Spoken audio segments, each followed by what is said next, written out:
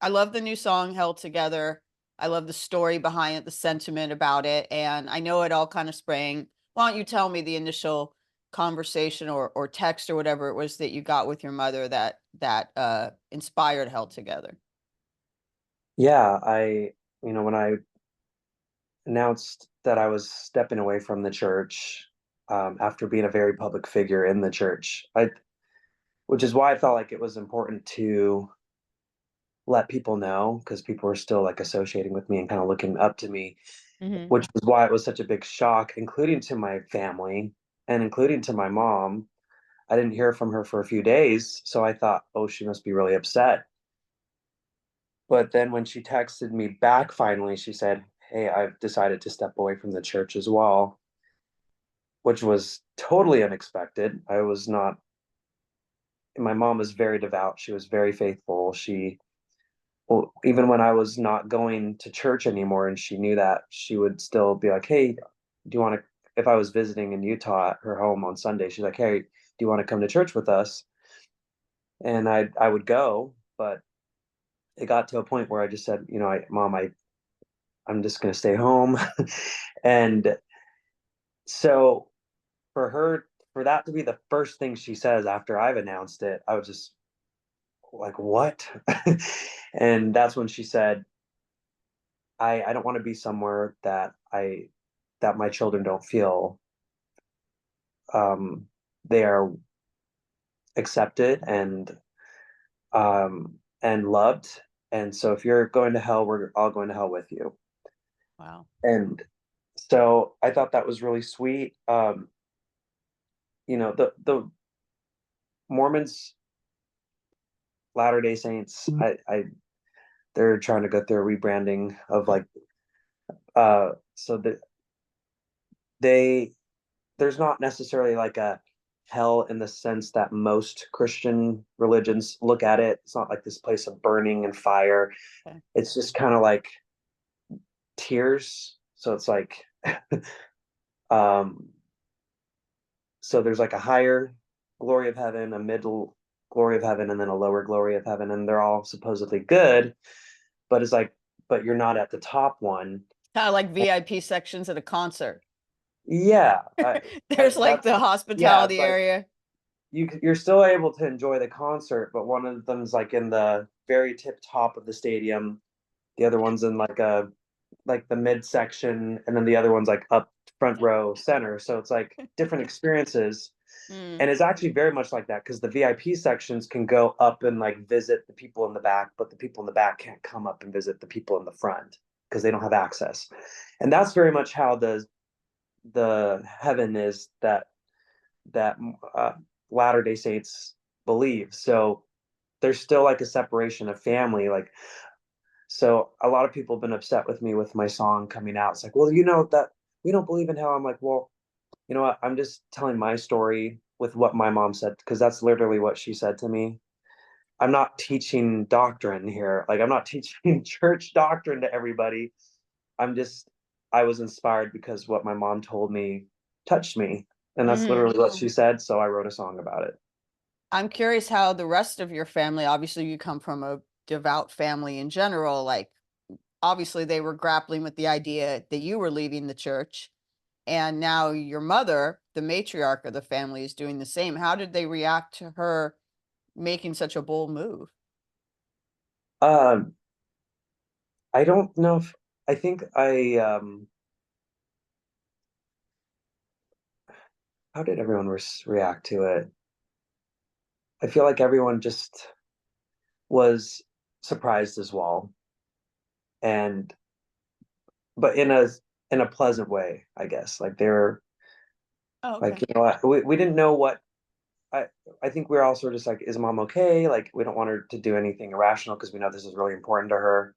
So we just wanted to make sure she was really doing something that she felt was right for her as well. Mhm. And now looking back, it was something that really was a positive thing for her in her life, just like it was for each of us as we each decided to step away from the church. Because at this point, like no one in my family practices the religion anymore. Oh, really? No one? No one of my, at least not in my immediate family, like siblings and parents. And is that all related to, you coming out and you leaving the church? Do they all kind of follow suit? Everyone has their own story. Okay. So I think my mom's was directly affected by my decision, but I I think see. everyone else was for different reasons. I see. Because, obviously you've done stuff with Love Loud, Dan Reynolds Foundation, and I've interviewed Dan Reynolds about it before. And, not everyone does leave the church, and that foundation was sort of created to maybe it's overly optimistic to think that someone who has come out as LGBTQ plus could stay in the church or at least be accepted by their family who has stayed in the church. Was that something you tried to do before, and then you're like, that's not just gonna work for me? I think it really is on an individual basis because one person's congregation will welcome them with open arms, Okay. and then another person's congregation, and these are all in Latter-day Saint congregations, but another congregation may just feel really uncomfortable, not know what to do, and the leader of the congregation, which is a bishop, may really discourage them from embracing their queer identity as an LGBTQ plus person. So if someone came out gay in one congregation in Utah versus even another congregation in Utah, it could be very different depending on who the leader is. So eh, that's why there's a lot of mixed opinions about me coming out, about the song coming out, because people are like, well, that wasn't my experience. Like, it's like, well, every person's experience is so different, and I think that's why we need to talk about it so everyone can get on the same page. But the problem is not everyone is at a place where they want to agree. Like Mm, within even amongst Latter-day Saints, Mormons, there will be some who are like, I love, like, I feel like gay people should be able to be a part of the church, and then others are like, well, that's wrong because it goes directly against church Latter-day Saint doctrine of like marriage is supposed to be a man and a woman, and that hasn't changed. Like, that there are people who are trying to challenge people's way of thinking. Like my Charlie Bird is one of them. He was someone who, when I read his book, it helped me kind of come to terms with myself mhm. and realize, oh, maybe it's okay for me to still, maybe it's okay for me to like me, even if I am a queer person, like myself. And he's married. He still goes to church. Mm. He has certain privileges that he can't do because he's married to a man. But I think he's trying to make a point of like, well, what makes me different? But I think that it goes back to the Mormon doctrine of marriage can only be between a man and a woman, and that's the only way that you can progress eternally, according to the beliefs that they have. So You'd mentioned, you've had mixed feelings to Hell Together. Some, I assume, quite positive, but there's other people who've been angry about it. Can you tell me about both sides? Like, what arguments are you getting as a reaction to the song? yeah, I was actually even thinking about making like a response like on a TikTok so I could like just clarify to people. I was literally thinking about it this morning, just to kind of be like, hey, like I know there are mixed opinions, but for me, it's like I'm telling my story, and I think this is part of the point that I'm trying to make. Like people, even though I've said I've left the church, people still look at me as like this um like ambassador still for the church that I grew up in, and it's like I'm trying to make a point that that's not my responsibility anymore, and I'm a different person now. I'm just talking about the changes that I have, that I've grown. Like, yeah, this is my personal experience I'm talking about. Like, I never had a drink of alcohol before. This is what a drink of one cup of coffee does to me.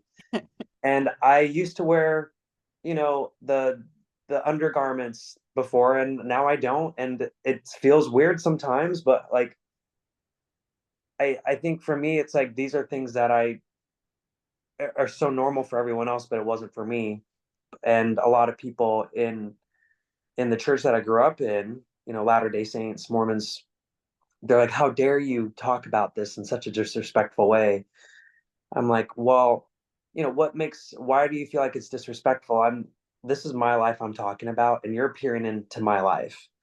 But I think they feel like, well, you're misrepresenting what we all believe in the church. It's like, that's not my job to represent the church.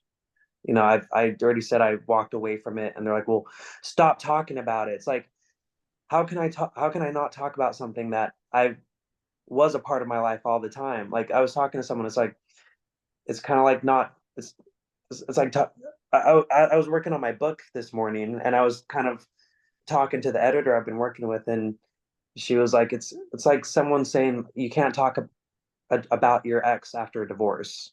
Mm, Like, you've been married to them for 30 years, and now you can't talk about them anymore. It's like, it doesn't really make sense because it was such a big part of your life, but it also affects who you're becoming now, and there are all the memories. And I don't know, it's just it's still a part of you. So I'm not sure. I feel like I think it is, but if it's shaking the conversation up, especially in Utah, mm-hmm. I was looking at the numbers. Like, I've of my new song, and most, like, the biggest percentage of where people are listening to it is in Salt Lake City, Utah, Oh wow. and by like a huge margin. And then all these other places within Utah, and I know it's causing a lot of conversation. I wasn't expecting it to have that much of a conversation, I guess. But I feel like, you know what? So be it. That's what needs to happen, because this is a conversation that everyone has avoided having. And I made a point about it on my Instagram, like, where someone was like, "Why can't you just leave and leave quietly? Like, just basically, like, shut up and don't talk about it anymore." But it's like, I was told all my life to talk about it. Mm, I can't. mm-hmm. That's something else you can't just shut off. Like, I was told I need to always talk about what I'm going through and what I believe. And just because what I believe has changed doesn't mean that I shut off.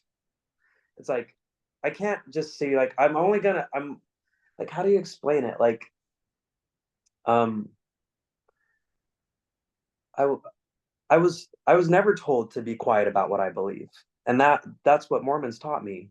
So I feel like helping other people, it's like, be quiet if the majority of us don't like what you're saying. Mm, But it's like, the LGBT experience is a minority.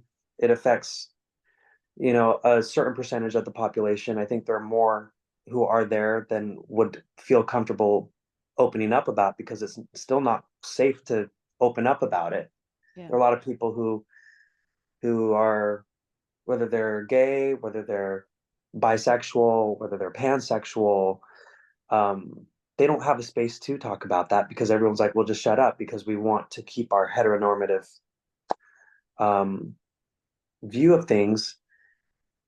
So it's like, I can't shut up about it, because you're not going to listen to anyone else who's in your own church buildings going through this, and they don't feel safe to talk about it, to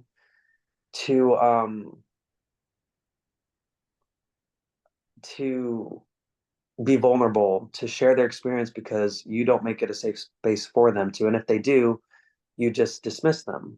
Mm-hmm. So even if they have the courage to, they're dismissed. So it's like, that's why I say, if this is causing a bit of a stir, so be it, because I think it needs to happen. And Absolutely. if I can make it visible, and if I take a bunch of blows for it, then I'm totally fine. I'm prepared for it. And we're it's it's fine. I feel like if it helps saves someone's life, because they feel like they can exist, Yeah. they can be seen. Like, I think we all just want to be seen and understood, Mm-hmm. and for other people to understand us. So I think this song is helping create that space, and I'm glad. And yeah, it's uncomfortable when people are upset, and especially, like, people I don't look at them as enemies. Like, I look at them as people that I know, that are my friends, that are my neighbors, that are my family members. I still have grandparents and cousins and aunts who are fully practicing in as in the Church of Jesus Christ of Latter-day Saints. Like I still try to say the whole name and stuff to be respectful. Yeah, I said ex-Mormon in the thing, but it's like I'm not going to be like I'm an ex-member of the Church of Jesus Christ of Latter-day Saints. Of course, I'm going to. I'm an ex-member of the Church of Jesus Christ of Latter. It's like people know what Yeah. a Mormon is, and that's what we were told to be like. I'm a Mormon. I'm a Mm. Mormon up until like 5 years ago. So There's so much it's like like minutia here that as someone who's yeah. outside of that experience, I'm learning from talking with you. It's interesting because you said before, because you were, such a high profile figure, you were thought of as an ambassador for, I'm just going to say Mormon, but ambassador for that world. Um, do you feel now a responsibility to sort of be an ambassador for, people who've left, like, because, you're, like you say, you're not shutting up about it. You're talking about your experience. Other people can relate to your experience. And, for all the people who say, shut up, there are lots of people who are happy you're talking about this.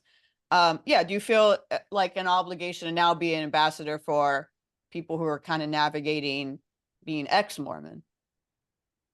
I guess that's what's unintentionally happened. Like I didn't have like the strategy of this is why I'm releasing this song. Right. It was just like my mom said this to me. It really touched me. I want to write a song about it, and let's go from there. How did she I react to the song, by the way? I haven't asked you how. I've asked about the fans, but I mean, she must have been so moved when she heard Held Together. she yeah I think we had a heavy conversation before I showed it to her about family. I was actually trying to like understand a little bit more about like our family history for the book I'm writing. Hmm. And she was like so worn out about it because she's like, I'm just used to moving on. Like, I don't really like to think about things that happened in the past. And I'm like, well, I'm like, but can we, are you okay talking about this? Because this is still affecting all of your kids. Things that you've been able to move on, like your kids haven't been able to. And so that was really hard for her. And then, like, after that heavy conversation we had over dinner when she was here last visiting me, I was like, hey, mom, like, remember when you sent this text to me? I wanted to show the song to you. And I think she was just so drained that um, she wasn't fully there to like really comprehend what the song was saying, what was it about. And she's like, it sounds good. And I'm like, oh, I'm like, yeah, well, remember, I think that's when I said, well, remember when you said this to me? And like, I wrote it off of that. It's like, oh, okay. But now that she's been able to sit with it and look at the lyrics, like I've seen her post and she was like, I've been in tears playing this song for hours on repeat. She's like, this is so touching for me. And I'll finally be able to see her tomorrow. It's her birthday a week from tomorrow. And my sister asked if I could take her to Disneyland. So I'm like, okay.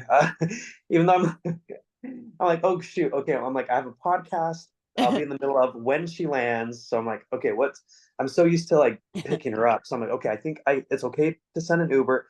Is that okay to send an Uber? Like, I'm but always so used to being like the personal pick up person for my family. But, they'll just but have it'll to be deal the with how busy happiest things are. place on earth. You're going to reunite the happiest place on earth. It's Yeah. interesting you're talking about how she felt drained or, like, do you think that not just Held Together, but in general, your journey, other songs you've released, interviews you've done, like, is this drumming up trauma or just stuff she's sort of suppressed about her own journey, like seeing it through you? I don't know. I feel like my experience is different from my mom's, so I don't know. I feel like she is like processing a lot. She talks about how in her like social media posts, she says, "I'm reconstructing what faith is for me, Mm, what Jesus means for her, and all these things." And like I feel like I've deconstructed a lot more from religion. I've separated myself a lot more from religion than she even has. uh, Um, so I guess it's different for both of us. Um, but she's like she's still trying to make sense of it. She's trying to find her sense of community. But what's so interesting is my mom has connected with people so much more now that she has left her religion than when she was in it.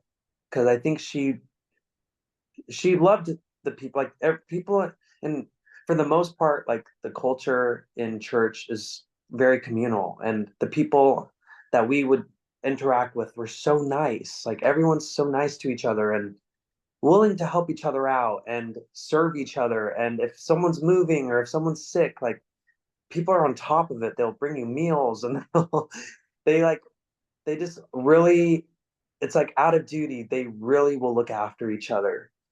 But I think it was just always hard for us to personally connect with people on a human level at church. Like without a doubt, they were there for you.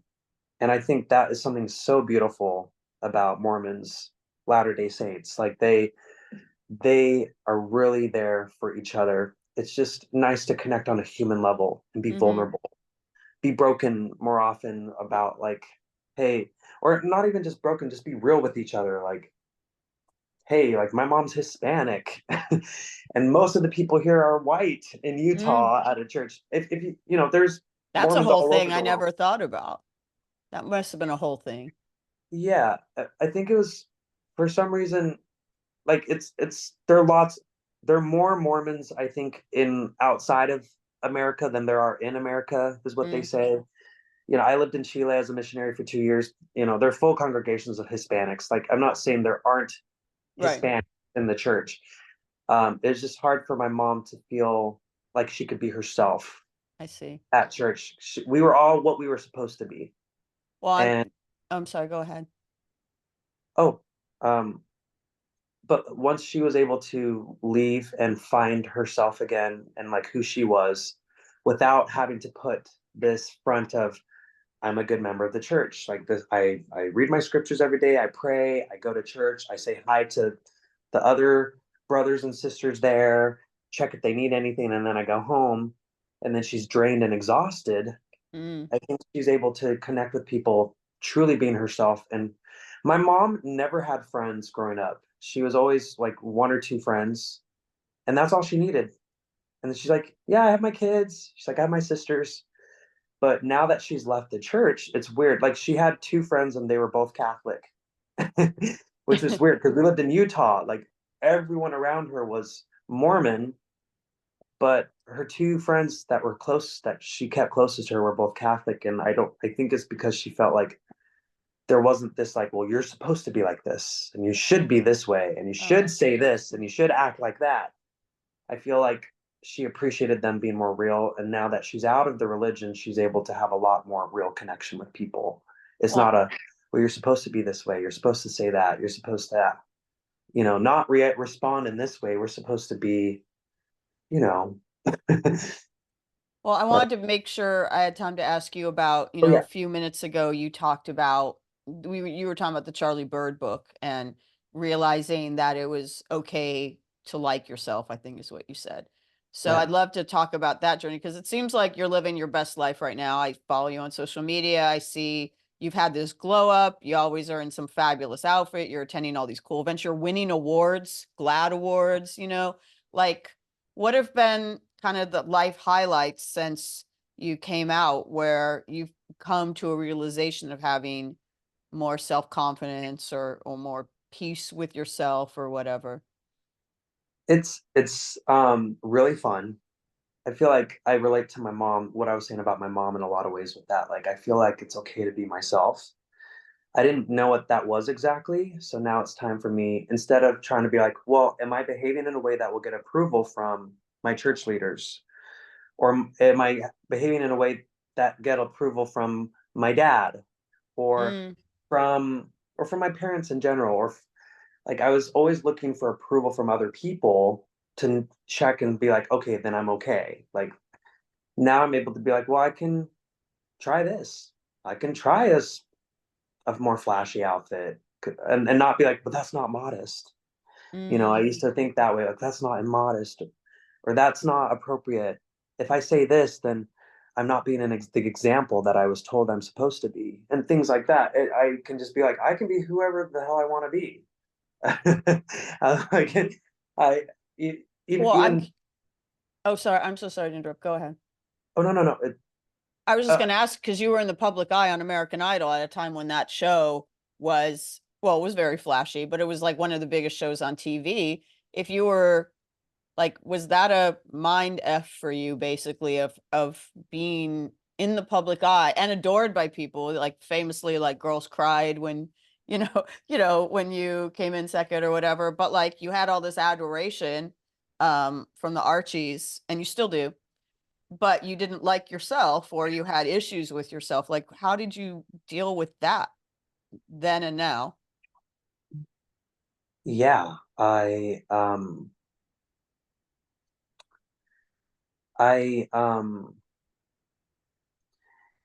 I think that's the biggest thing. It was hard for me to enjoy an experience when you don't know yourself and you don't like yourself.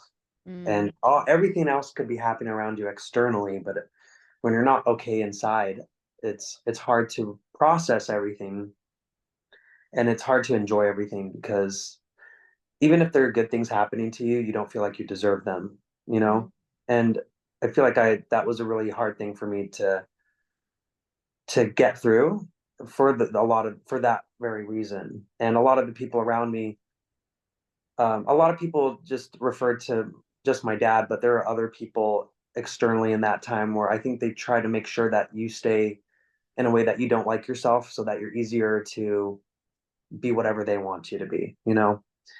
And I feel like now I'm in a place where I'm so used to being told what to do, it's hard for me to be okay being the one calling the shots and deciding who I'm going to be. It's very uncomfortable, mm. but it's also very freeing experience. It's hard to be okay with making mistakes. And it's a lot to process, but it's also a beautiful time because I feel like it's a time where I'm like can really truly grow.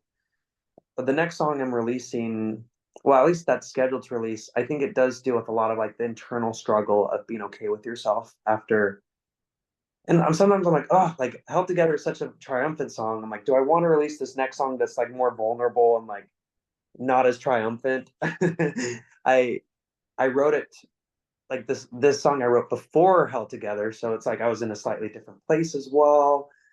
So I'm like, but I did want to release it just as like mental health awareness is coming up in a couple months, and um, I so I I do write about the whole process of and like trying to figure myself out even after whatever life, and learning how to be okay with yourself and feeling like you deserve love and Yeah. feeling like you deserve to be happy. I think that's what this next song talks about, how it's difficult to accept that sometimes. But I think it's just another thing that I just want to get out. I like the One song and I want people to hear it. So I can't wait to hear it and to read your memoir when it comes out next year. But one thing that I was thinking about when I was saying, "Oh, you were on American Idol during this very, you know, fraught time when you were." I mean, obviously, you were very young. You were a teenager, and now it's crazy to think you're because you look the same. With you have a glow up, but like you still look so young, but you're over 30 now. take care. Um, it was an interesting time for Idol because no one was really out on Idol. I'm wondering how your experience on the show would have been different if you had been out at the time because, now we have openly gay contestants who often go very far on the show. We had a trans contestant this year on this current season, but like back then, like even Adam Lambert was sort of not really, saying anything about his sexuality a year after your season. Like I wonder, have you ever thought about how that experience on Idol would have been different, either better or worse, if you'd been kind of living your truth at that time? um, I don't think so. I haven't thought about it. Interesting. Okay. Yeah, I mean, for me, that was the truth I knew at the time. Like, I wasn't aware of my sexuality the way I I am see. now. I was still young, and I grew up very religious. And at the time, like, even then, like, it wasn't talked about. Prop 8 was going on. The My church was very vocal about being against, like, not supporting Prop 8, not supporting gay marriage in California. And so I think it was just a very different dynamic for the whole topic. Um, so I wonder, and that's just the time I grew up in. So that's the time I lived. I guess I would be a completely different person if I was being raised in my teenage years right now. Yeah. But I just have no idea what it would be like. But you Have you know, ever wished you came out sooner? I don't know at what point, as you say, back then maybe you were still figuring it out, but did you come out at like the right time, or have you ever wished, now you're living such a wonderful life and you seem really happy? Do you ever think like, man, I should have done this 5 years earlier or anything like that? Um, I mean, sometimes I'm like, oh man, like I could have like I could have had that experience with other people around me Mm, at the same time, like experiencing the growth that everyone goes through in high school, junior high, college, like this time of life where you're just exploring and discovering yourself and discovering other people and what life has to offer. I mean, that's what I'm doing now. It's yeah. just I feel like it's a little delayed, so it's not with it's um it's not with my peers necessarily. But I mean, there are other people who are experiencing life, and in that sense, I feel like it keeps me young Mhm. because I felt like it's kind of weird. Like when I was younger, I felt older than I am now Mm, because I was a lot more dutiful. I was a lot more disciplined, and like this is what I need. I was just business work. I didn't. I wasn't. It wasn't about having fun. And now I'm kind of backtracking. I'm like, oh, I can have fun, and it's okay to have fun, and I'm enjoying it and discovering myself. I just feel like it's slightly different in order. I'm glad that there's like this whole debate. I've seen like things going viral on TikTok where it's like millennials think they look younger than they actually like. Where it's like, oh, millennials look young for their age, and then Gen Z's like, no, you don't. Like, just like accept it. Like, accept that you're older than us. But I do feel fortunate. It's like will say like, oh, like you don't look that. Well, I don't know. I feel like I look like in my 30s, but a lot of people that I'm meeting, they'll think I'm in my 20s. I'm like, oh, okay, well, cool. And that helps me like enjoy without people being like, well, wait, why are you here having fun? Why are you here on the dance floor? Why are you here at the festival? You're too old to be here. Like people don't say that. So I'm glad that I can just blend in because I'm just there to have a good time and enjoy and experience this for my first time, just like a lot of the other people are, and not first time, but like first year, I guess. And people on the dance floor and at the festivals are of all ages too, but it's yeah. just nice to be like partying hard and people aren't like, wow, that old guy's weird over there. No, no one Maybe would they ever are, think that. and they just haven't Who said it, but who cares if they do? I'm having the time of my life, as David Cook said famously.